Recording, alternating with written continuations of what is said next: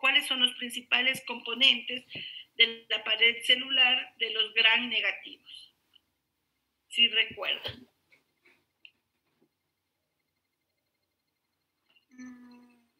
No me acuerdo, perdón.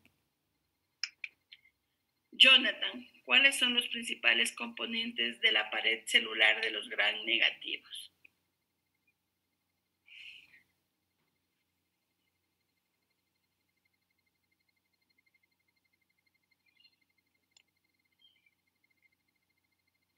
¿Puedo responder yo? ¿Quién es? Déjenme ver. A ver, ayúdenme. ¿Cuáles son los principales componentes de la pared celular? Nos mencionaba que el gram negativo iba a presentar una membrana externa, también presentaba lo que es un espacio periplásmico, presentaba una membrana citoplasmática. Algo característico de acá eran las poro, porque eran proteínas porinas. Las porinas. Ajá. Y también nos mencionaba acerca de lo que son los lipopolisacáridos, que estaban a nivel de la membrana externa. Muchas gracias. Dani, ¿para qué me servía el antígeno O y para qué me servía el antígeno O? ¿Cuál es la función del antígeno O y cuál es la función del lípido A?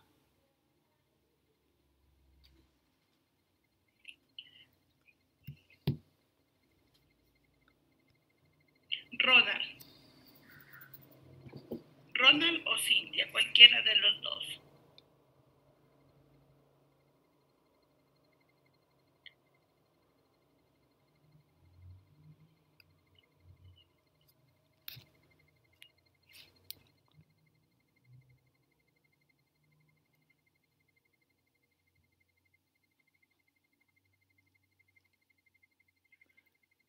Ana María, ¿cuál era la función del antígeno O y cuál es la función del lípido A?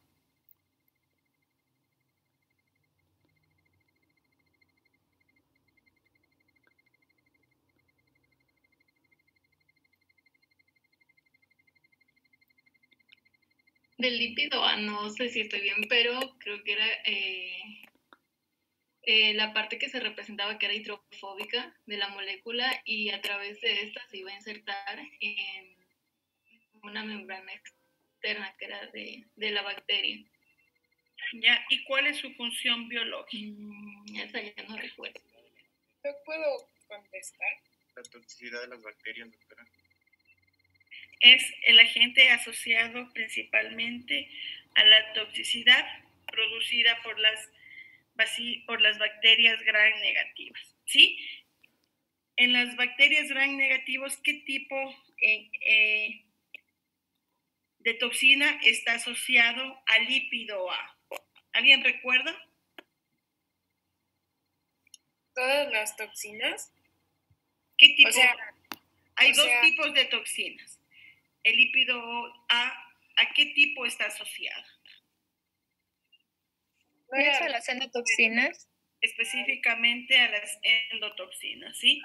Estas endotoxinas solo pueden ser producidas por los gram negativos y el efecto endotoxina está mediado específicamente por el lípido A, ¿sí?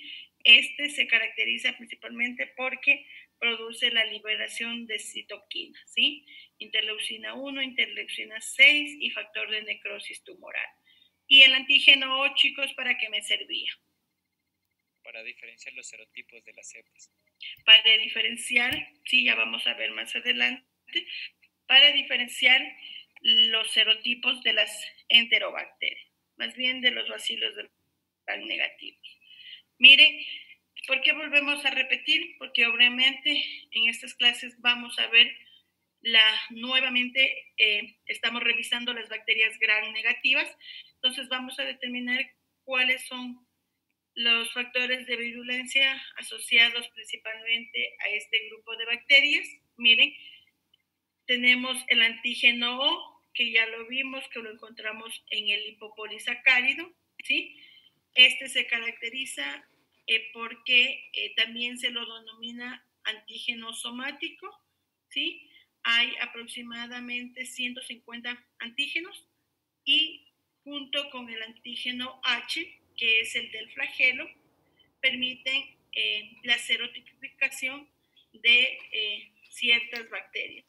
Un ejemplo de esto es E. coli o 157H7, que es la E. coli asociado o el agente causal o el agente productor de la toxina Shiga, ¿sí? Miren, también tenemos el antígeno K, ¿sí? Que vamos a ver que tenemos ciertas enterobacterias que se caracterizan porque producen o presentan una cápsula, ¿sí? Esta principalmente facilita la adherencia de Klebsiella, en este caso, a la célula blanca, ¿sí? Miren, tenemos también un sinnúmero de toxinas, como ya lo mencionamos. Tenemos producción de endotoxinas y exotoxinas. Ese ya lo vimos. Miren, las vamos a estudiar a las bacterias, a las enterobacterias en dos grupos, ¿sí? En aquellas que son parte de la microbiota intestinal, ¿sí? Y que también pueden producir enfermedad en el humano. Un ejemplo de esto es Escherichia coli, ¿sí? Y también vamos a estudiar a las enterobacterias patógenas, ¿sí? Miren, entonces dentro de las que están o que forman parte de la microbiota, pero también producen enfermedades en el humano, tenemos, como les mencioné, Escherichia coli, ¿sí? Esta se localiza principalmente o forma parte de la microbiota del tracto digestivo, ¿sí? Pero puede producir dos tipos de infecciones, ¿sí? Tenemos las E. coli, causantes principalmente de infecciones extraintestinales, conocidas como SPEC, ¿sí? Dentro de estas tenemos las E. coli causales de infecciones a nivel del tracto urinario, ¿sí? E. coli productora de meningitis neonatal, ¿sí? Y E. coli productora de septicemia. Dentro de las características de E. coli productora de infecciones a nivel del tracto genitourinario, ¿sí? Se caracteriza porque principalmente produce afección a nivel de vejiga y riñones, ¿sí? Y el cuadro clínico característico de la cistitis es dolor, hematuria, piuria y polaquiuria, ¿sí? El 90% de las infecciones en mujeres jóvenes está asociado a Escherichia coli, ¿sí? Y también, como les mencioné, es agente causal de meningitis neonatal. Con este vamos viendo 3 patógenos asociados a este cuadro clínico, ¿sí? Tenemos E. coli, Streptococcus agalactiae, ¿sí? ¿Y cuál otro más, chicos, que vimos la semana pasada? Neisseria. ¿Cuál me dijo? ¿Neisseria no era la que provocaba un trastorno neonatal? No, pero ¿cómo es el nombre? No es Neisseria. ¿Cómo se llama? Son 3. Hasta ahora hemos visto 3. Streptococcus agalactiae, E. coli, ¿y cuál más? Ah, no, perdón, Listeria era. Es Listeria monocitogenes, ¿sí? Entonces las 3 son asociadas a meningitis neonatal. Ojo, chicos, ¿sí? Miren, y también tenemos las E. colis causantes de cuadros diarreicos, ¿sí? Miren, tenemos 5 patotipos asociados a gastroenteritis, ¿sí? Tenemos la E. coli enterotoxigénica. Esta se caracteriza principalmente porque se da o se presenta principalmente por el consumo de alimentos contaminados, alimentos o agua contaminada con materia fecal, ¿sí? Miren, no se da de persona a persona, únicamente por la ingesta de alimentos contaminados con materia fecal, ¿sí? Miren, esta enterotoxigénica se caracteriza principalmente porque está asociado a la diarrea del viajero y también a la diarrea en niños menores de 5 años, ¿sí? Esta se caracteriza porque produce una diarrea acuosa, ¿sí? Se caracteriza porque presenta dolores abdominales, ¿sí? Y con menos frecuencia vómito y náuseas, ¿sí? Miren, normalmente la enterotoxina produce dos enterotoxinas, una termoestable y una termolable, ¿sí? Entonces, el efecto de estas enterotoxinas producen principalmente la hipersecreción de agua y cloruro, ¿sí? No hay cambios histológicos a nivel de la mucosa intestinal, ni tampoco un proceso inflamatorio, ¿sí?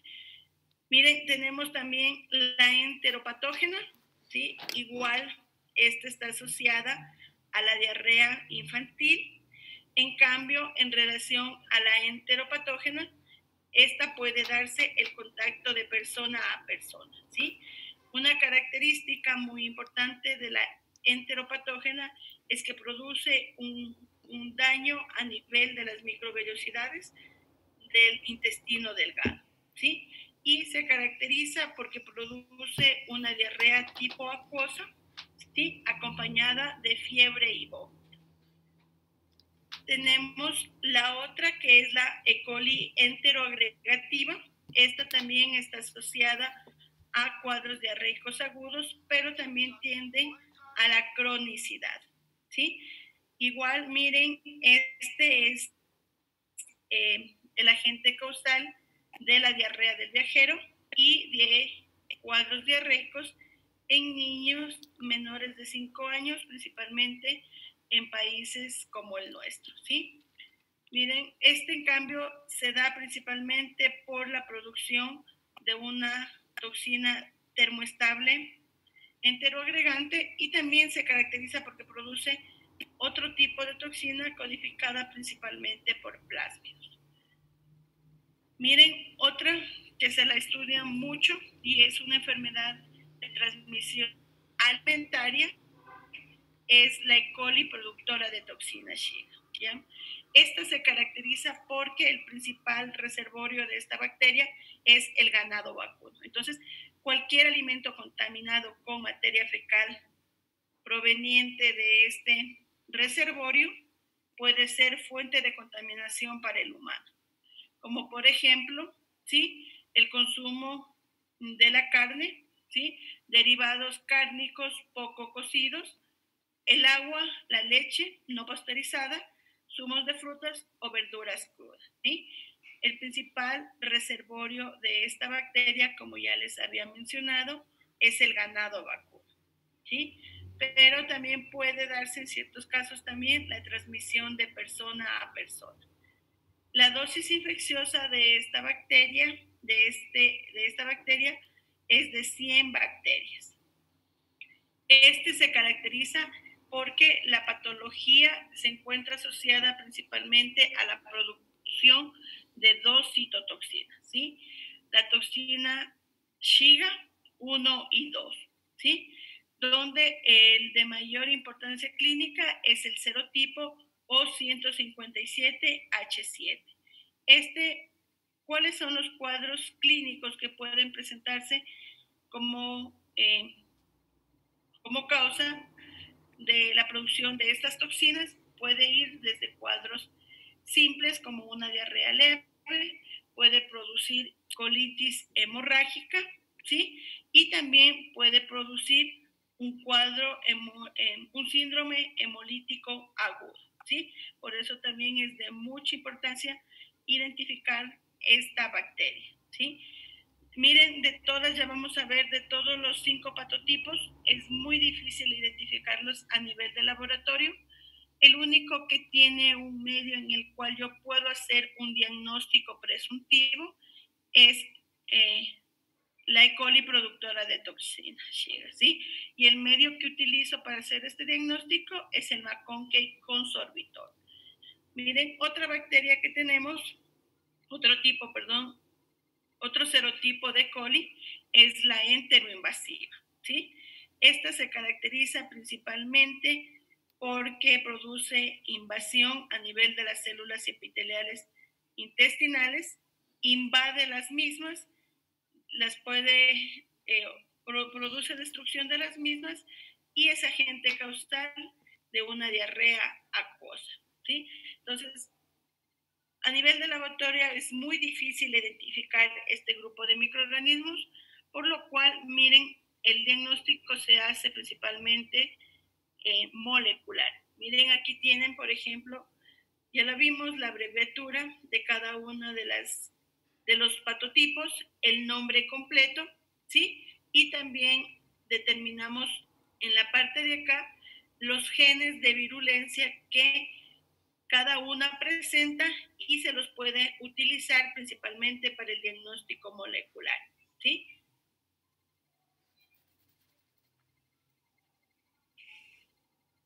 Esto en referencia a E. coli, miren, tenemos otros grupos de bacterias que pueden también colonizar el tracto intestinal, ¿sí? Y que también están asociadas a enfermedad en el humano.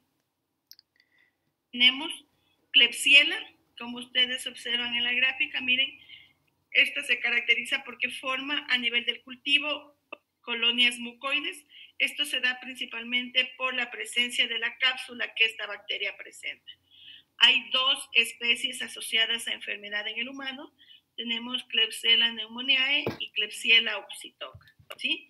Estos son principalmente agentes causales de neumonía asociados al ámbito hospitalario y también a nivel comunitario, ¿sí?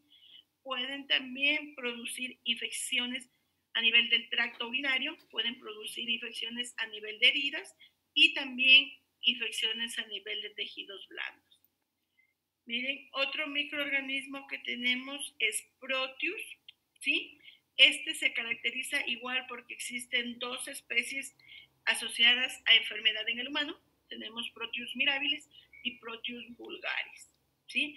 Estos se caracterizan principalmente porque son agentes causables de infecciones del tracto urinario, se ha asociado también a neumonías y a lesiones focales, ¿sí?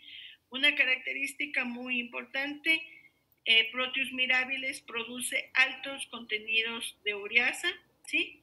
Y esto permite principalmente liberación de amonio y está asociado principalmente a formación de cálculos.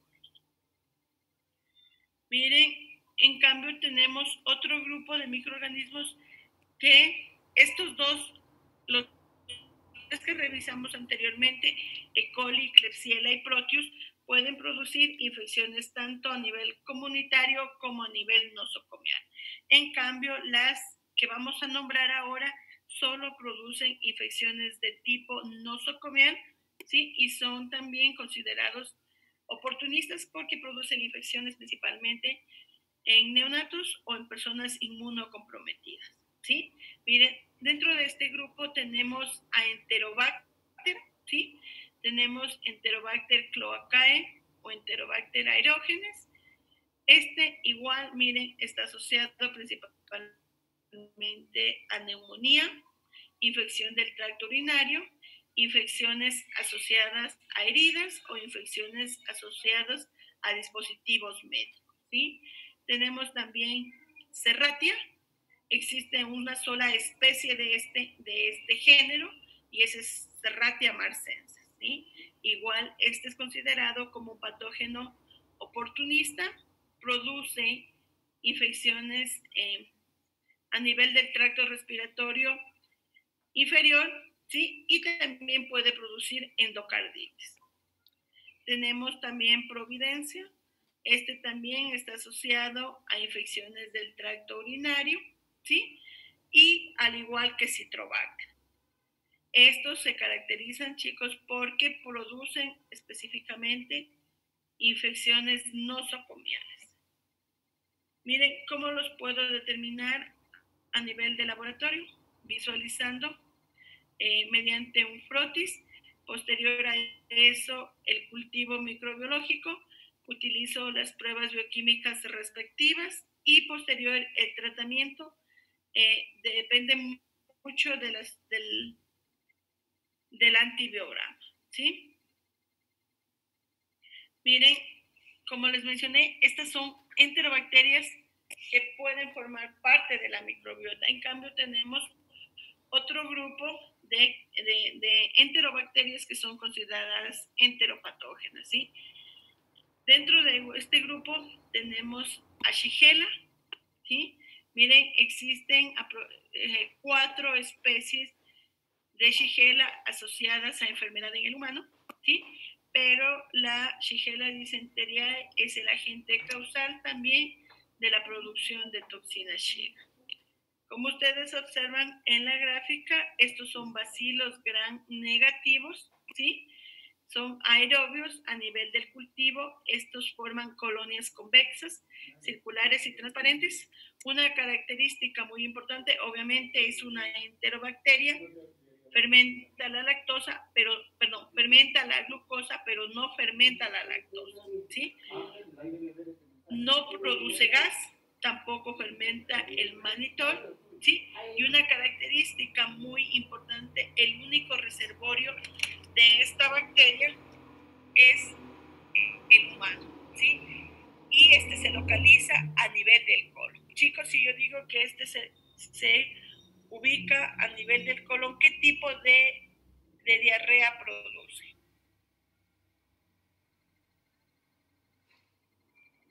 Disentería. Produce ese agente causal de disentería, ¿sí? Miren, igual tenemos una estructura antigénica compleja, ¿sí? Nos vamos a basar específicamente en la producción de las toxinas, ¿sí? Te presenta la endotoxina, que obviamente es el lipopolisacárido que presenta en su pared celular, ¿sí? Y la presencia, este está asociado principalmente a irritación a nivel de la pared celular. Y también produce una exotoxina, ¿sí? En este caso es específicamente la toxina Shiga, ¿sí? Esta se caracteriza principalmente porque produce daño a nivel del epitelio intestinal y a nivel de células endoteliales glomerulares, ¿sí? Y esta, como ya les mencioné, esta toxina Shiga es producida únicamente por la especie Disenteriae. ¿Qué características tiene la shigellosis? Miren, principalmente es una enfermedad que afecta a los niños, ¿sí? El contacto o la vía de contagio principalmente es de persona a persona, principalmente por las manos contaminadas. Esto está asociado principalmente a niveles de higiene personal o normas sanitarias bajas, ¿sí? Y la dosis infecciosa de esta bacteria es de 100 a 200 bacterias. En zonas endémicas también puede producir cuadros diarreicos en homosexuales. Miren qué características tiene, chicos, la shigellosis, ¿sí? Inicialmente puede dar origen a una diarrea de tipo acuosa. Esto es mediado inicialmente por la producción de la exotoxina, ¿sí? Y posteriormente tiende a dar una diarrea de tipo sanguinolenta, principalmente ya cuando la bacteria ha colonizado ya el colon, ¿sí? También se acompaña de espasmos abdominales, ¿sí? Hay diarrea con moco y sangre, ¿sí? Y una característica muy importante de Shigella es que puede producir espasmos abdominales y tenesmo, ¿sí? Tiene un periodo de incubación de 1 a 3 días, ¿sí? Y el cuadro clínico puede durar de 2 a 5 días. Miren, en este caso, el tratamiento para eliminar la bacteria es la ingesta de electrolitos, ¿sí? Es una diarrea autolimitada y quiere decir que luego de los 5 días se va a desaparecer la diarrea, ¿sí? Se suele dar tratamiento principalmente para reducir la diseminación a nivel familiar. Como les mencioné, el único reservorio de Shigella es el humano, ¿sí?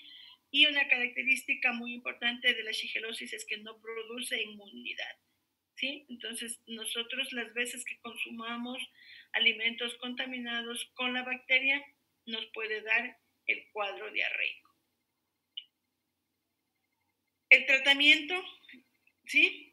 El tratamiento de Shigella es específicamente sulfatrimetropin, ampicilina y ciprofloxacina. Estos antibióticos se dan tanto a Shigella como a Salmonella. Miren cómo lo identifico. Bueno, revisemos primero Salmonella y luego les explico la identificación de los dos, ¿sí? La prueba que yo utilizo o la técnica que yo utilizo es el cultivo de la materia fecal. A esto se lo conoce como coprocultivo, ¿sí? Entonces, el coprocultivo a mí me permite identificar las enterobacterias patógenas. Miren, tenemos a Salmonella, ¿sí? Este también se caracteriza igual porque es un bacilo gram negativo, ¿sí? A diferencia de Shigella, este presenta flagelos, ¿sí? En similitud a Shigella, este también es un bacilo gram negativo, fermentador de glucosa, pero no fermenta la lactosa ni la sacarosa, ¿sí? A diferencia también, por eso estas pautas se las debe tener muy presentes porque nos permite identificarlas a nivel de laboratorio, ¿sí? Salmonella no fermenta la lactosa, como ya les mencioné, es igual que Shigella, pero en cambio, como producto de la fermentación de la glucosa, se produce gas. Miren, si ustedes observan, aquí tenemos un medio, este medio se denomina TCI, ¿sí? En el fondo ustedes ven un color amarillo, ¿sí? Este amarillo representa principalmente la fermentación de la glucosa. En cambio, ustedes en la parte superior del tubo visualizan un color rojo, ¿sí? Esto nos indica a nosotros que la bacteria no está fermentando la lactosa, ¿sí? Y ustedes también observan en el mismo tubo una coloración negra, ¿sí? Esto hace referencia a que Salmonella produce ácido sulfídrico y yo lo puedo visualizar, ¿sí? Shigella no produce ácido sulfídrico, entonces estas características a nivel de laboratorio me va a permitir identificarla. Una característica muy importante de Salmonella es que su clasificación siempre ha dado problemas, ¿sí? Normalmente a todos los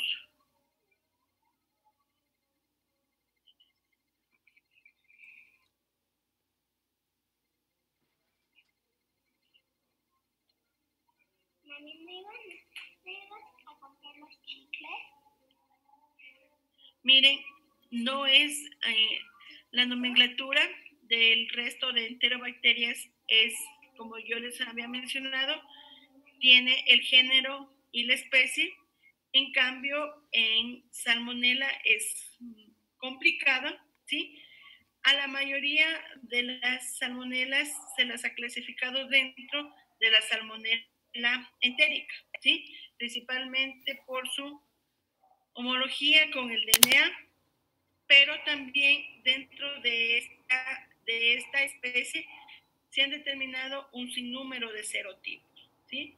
Entonces, ¿cómo nombramos específicamente, chicos? Miren, a salmonela, nosotros la podríamos llamar de la siguiente forma: salmonela entérica, ¿sí? En este caso hace referencia al género y a la especie, pero salmonela se caracteriza porque tiene varias serovariedades, ¿sí? Entonces, un ejemplo de ello es la tifi, la paratifi, la enteritis, ¿sí? Entonces, normalmente a salmonela la deberíamos llamar salmonela entérica serovariedad tifi, ¿sí? Ustedes observan que la serovariedad no va en cursiva.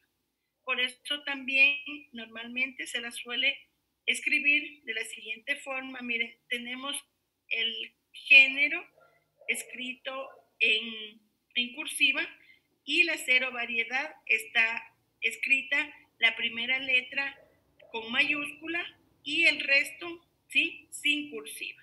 Esto hace referencia a que no estoy hablando del género y la especie, sino que estoy hablando del género y de la serovariedad. ¿Claro, chicos, en esta parte? Sí, doctor. Sí, no es lo mismo que hemos visto en el resto de microorganismos, tanto en parásitos como en el resto de bacterias. En este caso, dentro de salmonella entérica hay un sinnúmero de serovariedades, ¿sí?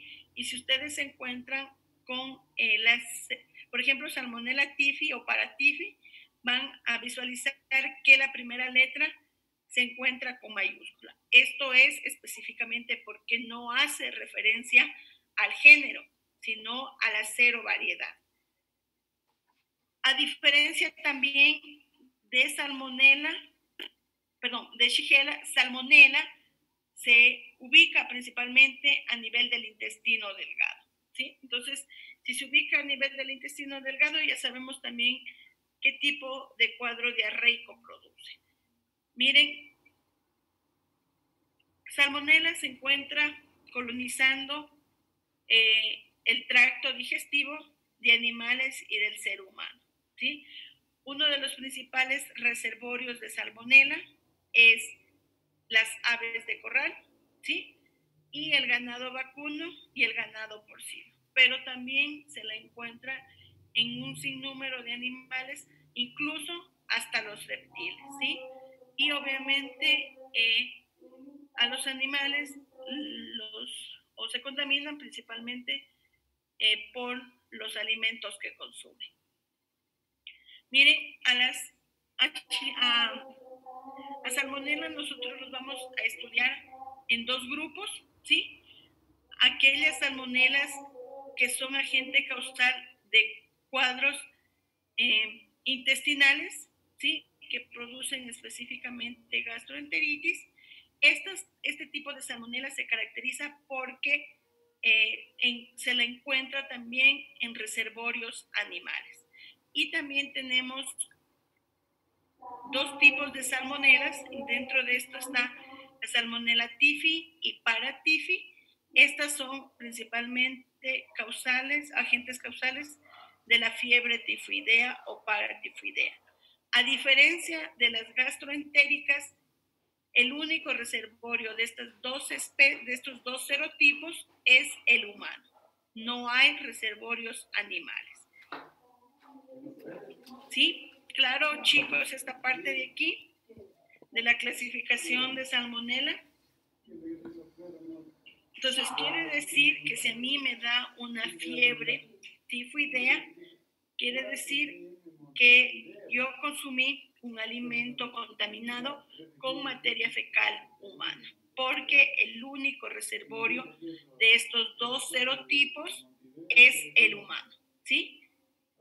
En cambio, si a mí me da una gastroenteritis, quiere decir que posiblemente consumí un alimento contaminado con materia fecal, en este caso, principalmente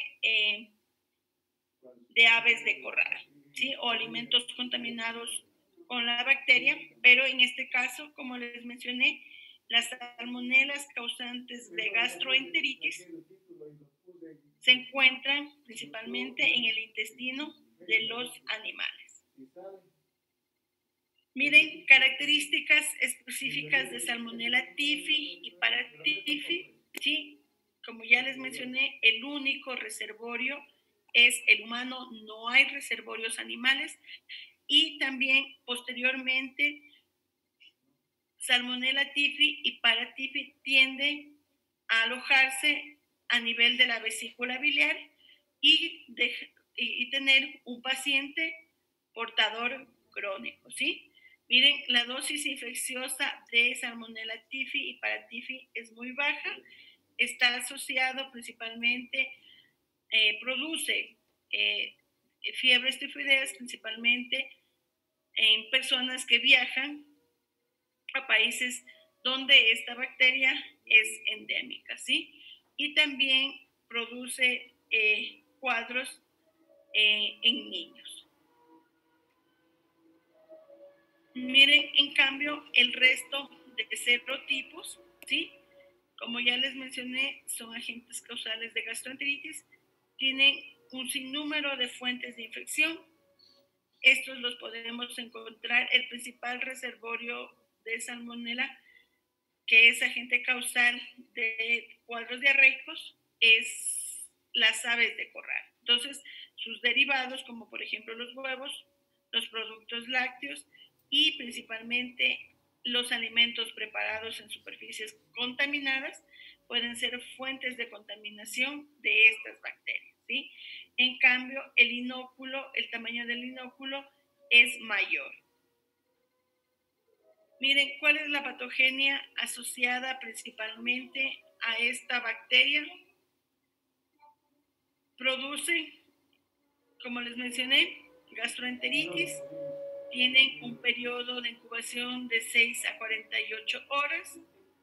Como sabemos que se aloja a nivel del intestino delgado, entonces no produce diarrea sanguinolenta, puede acompañarse de náuseas y vómitos, fiebres, espasmos abdominales, mialgias o cefalea, ¿sí?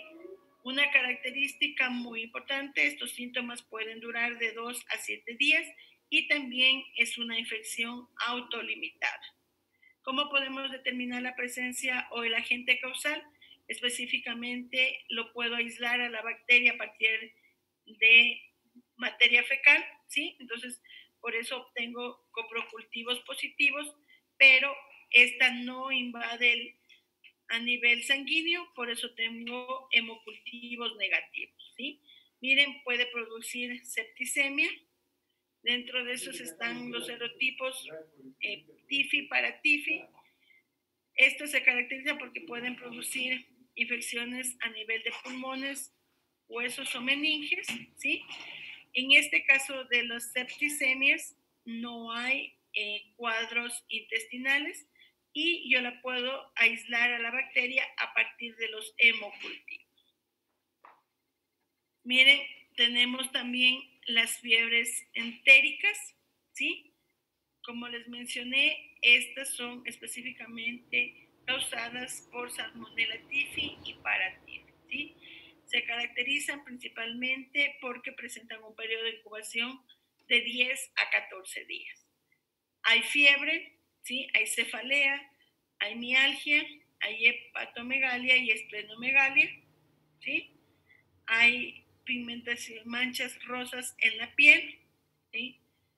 Puede también haber complicaciones, puede producir una hemorragia intestinal o perforación del intestino. Y en este caso la recuperación es lenta, dura aproximadamente de 1 a 8 semanas, ¿sí?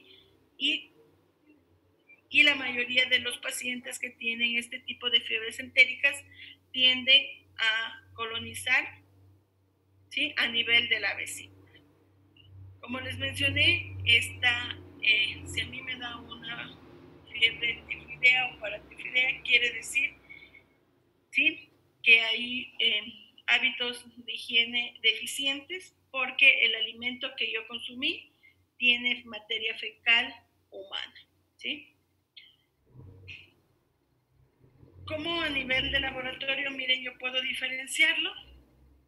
El coprocultivo a mí me permite identificar tanto Shigella como Salmonella, ¿sí?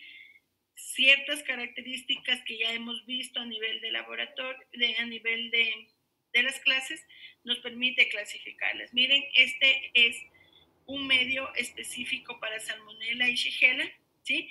En el caso que fuera Salmonella, yo puedo visualizar un punto negro que es la producción de ácido sulfídrico. Entonces esto ya me hace a mí sospechar posiblemente de una salmonelosis, ¿sí? Miren, en cambio tienen acá, es el mismo medio, miren, el medio SS, Salmonella Shigella, en cambio Shigella no produce esta pigmentación, ¿sí? Miren, este es el comportamiento del TCI para Shigella. Ustedes tienen en el fondo la fermentación de la glucosa y en el pico la fermentación de la lactosa.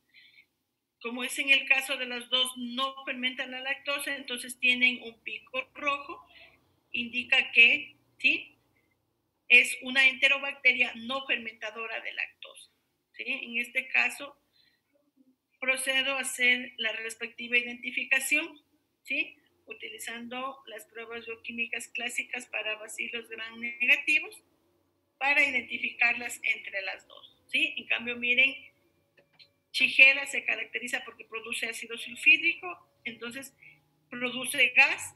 Miren, ¿cómo visualizo yo la formación de gas en el medio de cultivo? Ustedes ven esta formación de una burbuja aquí de aire, ¿sí? Aquí también hay ruptura del medio de cultivo.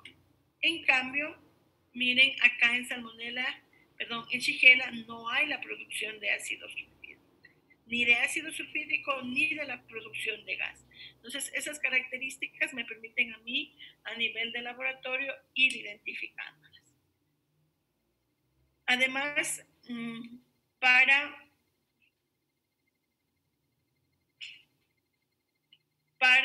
Salmonella existen pruebas de aglutinación, ¿sí?, donde voy a determinar específicamente los antígenos OIH, ¿sí?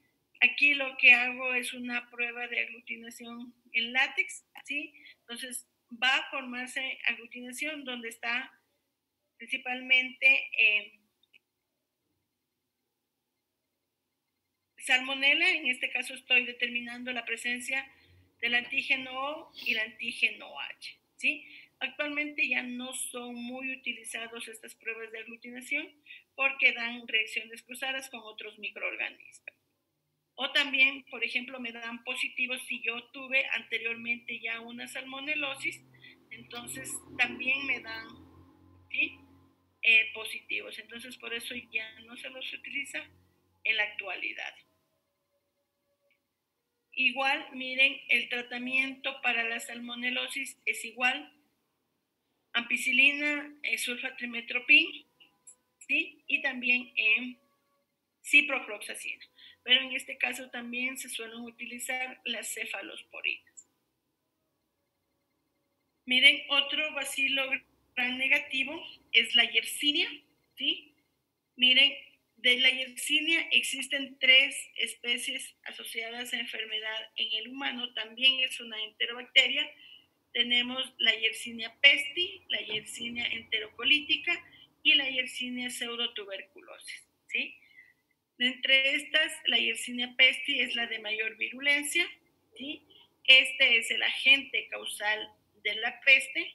Una característica muy importante, Yersinia es una bacteria de origen zoonótico. Se encuentra ampliamente igual en un sinnúmero de reservorios animales, y en este caso el hombre o el humano es un hospedador accidental, ¿sí? Miren, Yersinia pestis es el agente causal de la peste. Los reservorios en los cuales podemos encontrar esta bacteria, ¿sí?, son las ratas, las ardillas y los gatos domésticos. En cambio, tenemos a Yersinia enterocolítica. Este es agente causal de enterocolitis, y los reservorios de esta bacteria tenemos a los cerdos, a los roedores, al ganado vacuno y a los conejos, ¿sí? Y obviamente el consumo de los alimentos contaminados con la bacteria nos dan el cuadro clínico, ¿sí? Y tenemos la Yersinia pseudotuberculosis. Esta especie produce raras veces enfermedad en el humano, y los principales reservorios de esta bacteria son roedores, animales salvajes y las aves de caza. Miren, una característica muy importante: la peste es una de las bacterias que es transmitida por vectores. En este caso, el vector de Yersinia pestis es la pulga, ¿sí? Anthony, ¿a qué hago referencia cuando digo vector?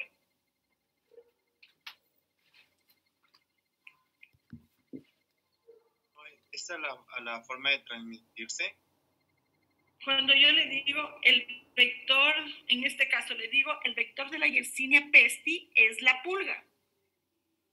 ¿Qué características tiene este vector? No le digo el principal, no le digo el principal vehículo de transmisión de la Yersinia pestis es la pulga. ¿Cuál de las dos estaría correcta? Doc, no lo escuché. Se cortó la última parte. Yo les doy dos opciones, ¿sí? El principal vector, ¿sí?, de la Yersinia pestis es la pulga, o también yo le podría decir el principal vehículo de transmisión de Yersinia pestis es la pulga. ¿Cuál de las dos estarían correctas? ¿O a qué denomino yo específicamente, a qué llamo vector?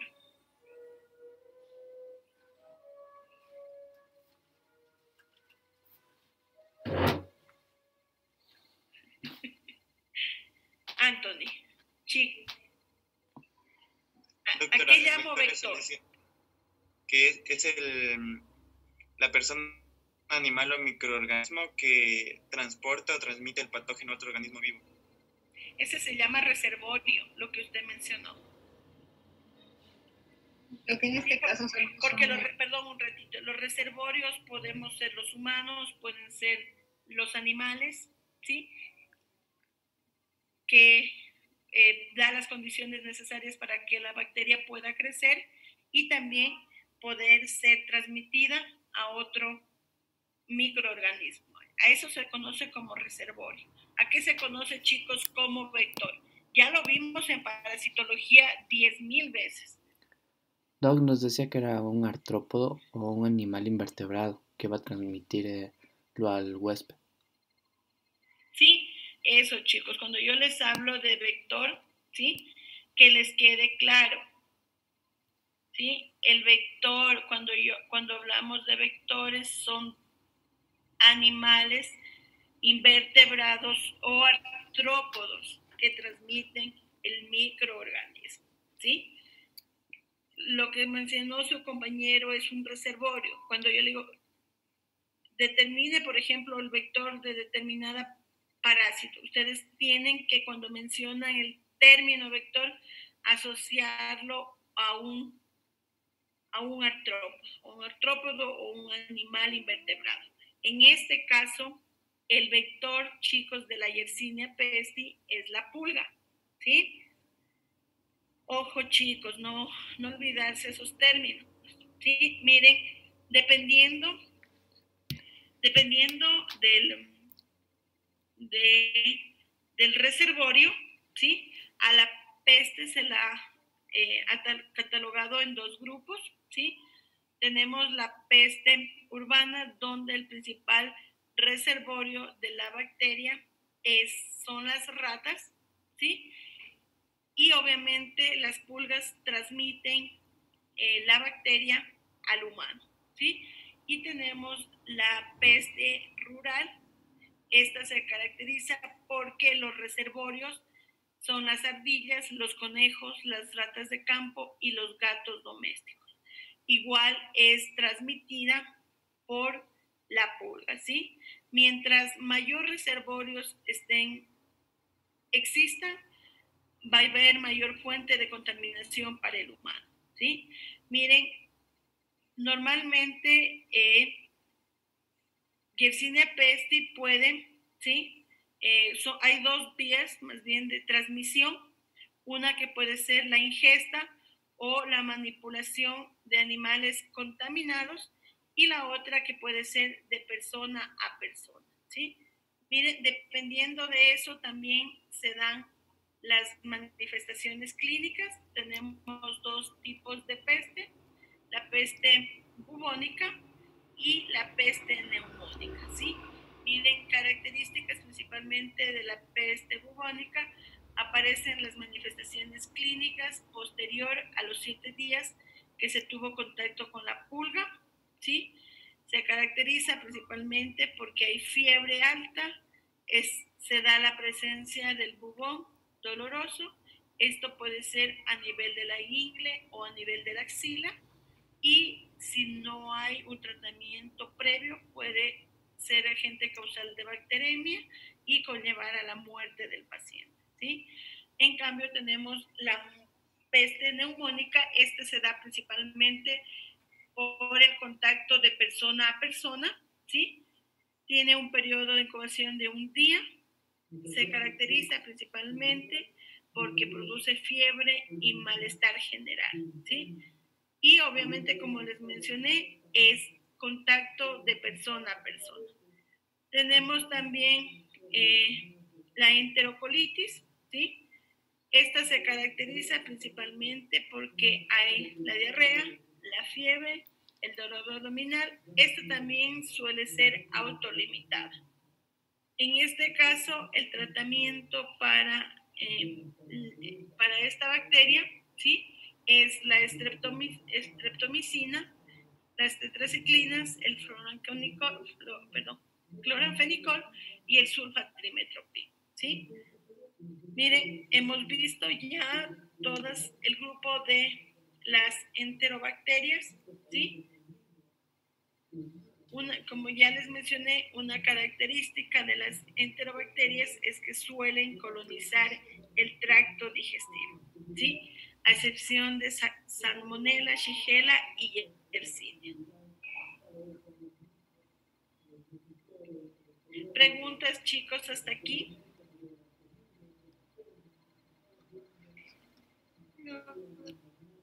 Y ahora vamos a hacer, en los media hora que tienen, vamos a hacer una consulta, ¿sí? Yo les mencionaba en todas las diapositivas, en las iniciales, por ejemplo, para diferenciar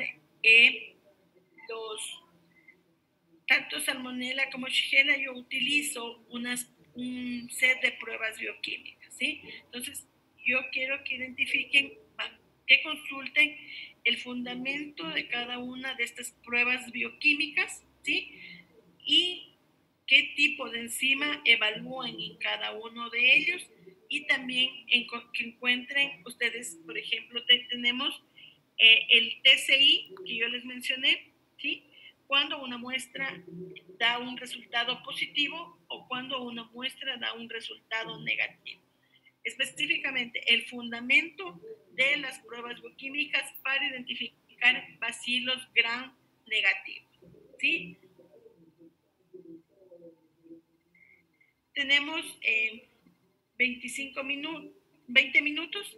Esta tarea la hacemos en 20 minutos. No necesitan máximo una hoja para buscarla en una hoja para consultar esto, y luego sí un grupo lo expone para todos, ¿sí? No, disculpe, ¿puede repetir? No le escuché. Es el fundamento de las pruebas bioquímicas para identificación de bacterias gram negativas. ¿Ves que es mío completo? ¿sí?